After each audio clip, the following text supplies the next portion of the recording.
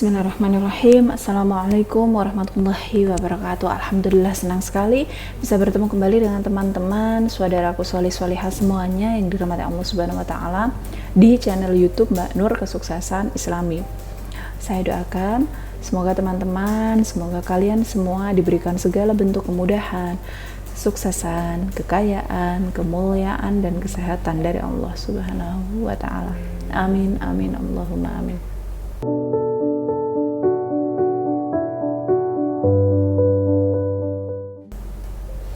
Teman-teman, khususnya kamu yang sebagai seorang pedagang atau pengusaha nih, jualan laris banget, tapi kok modal malah justru habis dan habis.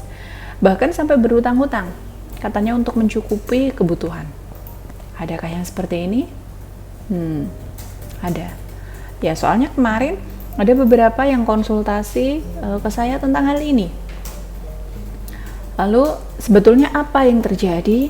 Mengapa modal usaha yang kita keluarkan di awal untuk membangun bisnis justru habis tak bersisa padahal dagangan kita laris manis?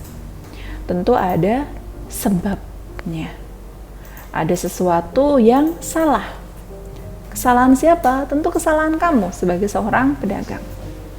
Nah, dalam kajian kali ini saya akan jelaskan inilah beberapa kesalahan yang kamu lakukan dan mungkin sering tidak kamu sadari, sehingga hal ini membuat modalmu habis meskipun jualan laris. Yang pertama, kamu lalai atau tidak mencatat setiap barang yang kamu jual. Tidak mencatat setiap barang yang udah terjual. Yang kedua, kamu tidak menulis secara rinci modal, penghasilan, laba kotor, dan laba bersih dari hasil jualanmu. Yang ketiga, kamu tidak mencatat dengan detail biaya pengeluaran usahamu. Sehingga kamu tidak bisa membatasi nih biaya pengeluaranmu, karena normalnya pengeluaran harus jauh lebih kecil dari penghasilan atau pendapatan. Kamu langsung menggunakan keuntungan usaha untuk hal-hal yang konsumtif. Yang kelima, uang usaha sering kebobolan karena keuangan usaha dan keuangan pribadi tidak terpisah. Jadi wajib bagi kamu para pelaku usaha lakukan pemisahan harta. Dalam artian uang modal biarkan tetap menjadi uang modal. Kemudian simpan sebagian laba atau 50% laba untuk mengembangkan usaha. Jadi 50% laba yang kamu dapetin ini masuk ke modal. Yang 50% lagi, 50% dari penghasilanmu ini untuk hasilmu, untuk biayamu pribadi. Jadi yang boleh kamu gunakan untuk keperluan pribadimu ya 50% dari laba yang sudah kamu sisihkan ini tadi, bukan laba yang harus digabung dengan modal.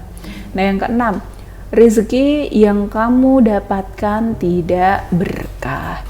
Banyak hal sebetulnya yang menyebabkan rezeki tidak berkah. Salah satunya adalah masuknya sesuatu yang haram ke dalam diri kita.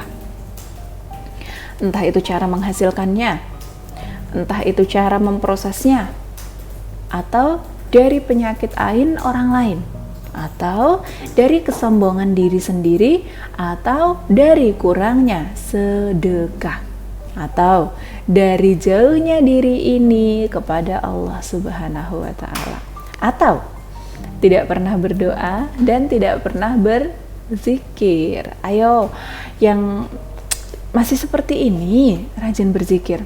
Apalagi yang pedagang, alangkah lebih baik zikir menggunakan tasbih Nur Agnia. Supaya apa? Supaya insya Allah jualannya laris, rezekinya berkah ya.